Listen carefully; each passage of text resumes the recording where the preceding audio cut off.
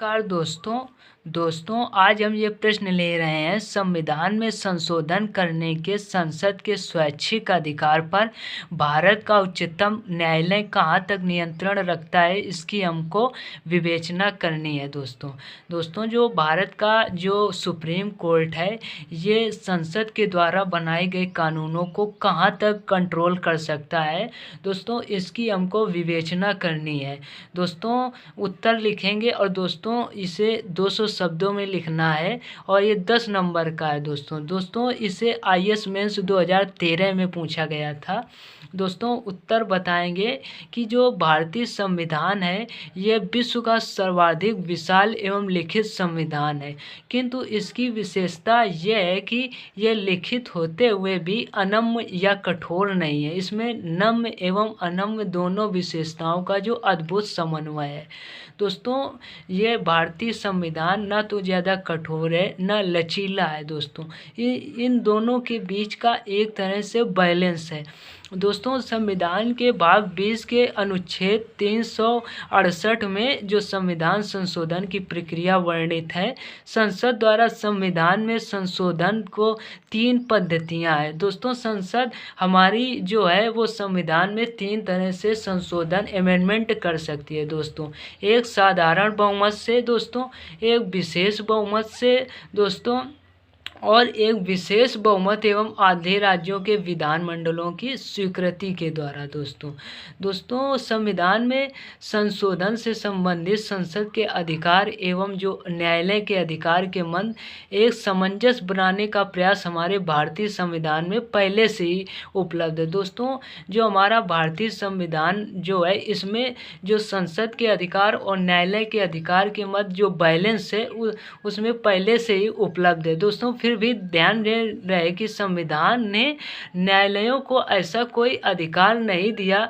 जिसकी सहायता से जो हमारा कोर्ट है, सुप्रीम कोर्ट, ये किसी कानून को जो शून्य घोषित करे, लेकिन राज्य के प्रत्येक अंग पर कुछ मर्यादाएं आरोपित की हैं जिसके उल्लंघन की दशा पर न्यायालय इन विधियों को शून्य कर सकता है।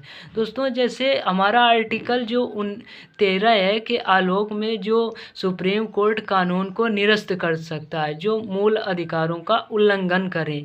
दोस्तों उच्चतम न्यायालय ने संसद एवं न्यायालय के बीच टकराव से बचने के लिए संविधान का जो बेसिक स्ट्रक्चर का सिद्धांत भी पारित किया।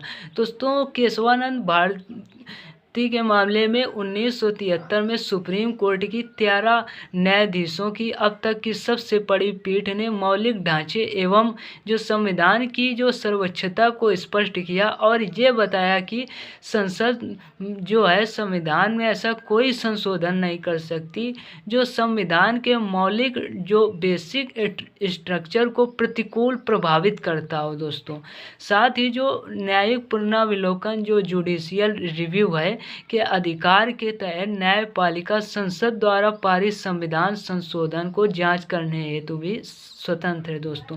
दोस्तों जो न्यायपालिका है वो संसद के बनाए हुए कानून को जांच भी कर सकती है और वो जुडिशियल जो न्यायिक पुनरावलोकन है इसके तहत दोस्तों संसद ने इस मूल ढांचे के सिद्धांत की प्रतिक्रिया में 42वां संविधान संशोधन अधिनियम पारित कर यह प्रावधान कर दिया कि संसद की जो विधायी शक्ति की कोई सीमा नहीं है और किसी भी संविधान संशोधन को न्यायालय में चुनौती नहीं दे सकती है। दोस्तों फिर भी 42वां जो संविधान संशोधन था संसद ने पारित किया और ये कहा कि संसद कानून कोई भी बना सकती है, इसकी कोई विधायी सीमा नहीं है। इस प्रावधान को उच्चतम न्यायालय ने मिनर्वा मिल मामले में 1980 में अमान्य करार दिया क्योंकि जो इसमें न्यायिक समीक्षा के लिए कोई स्थान नहीं था जो कि संविधान की जो मूल विशेषता है। दोस्तों इस प्रकार जो सर्वोच्च न्यायालय जो न्यायिक समीक्षा एवं संविधान के मूल ढांचे की संकल्पना के आधार पर संसद पर युक्तिपूर्ण निबंधन आरोपित करता है। इस मूल ढांचे के अंतर्गत संसदीय एवं लोकतांत्रिक जो प्रणालियों के मूलभूत लक्षण विद्यमान होते हैं, जिनकी व्याख्या उच्चतम न्यायालय समय समय पर आवश्यकता अनुसार जो करता रहता है। इनमें से कुछ हैं, जैसे संसदीय प्रणाली, संविधान की सर्वोच्चता, शक्तियों का पृथक्करण, न्यायिक समीक्षा इत्यादि। दोस्तों, ये वीडियो पसंद आए तो लाइक, शेयर और सब्सक्राइब जरूर करें। धन्यवाद दोस्तों।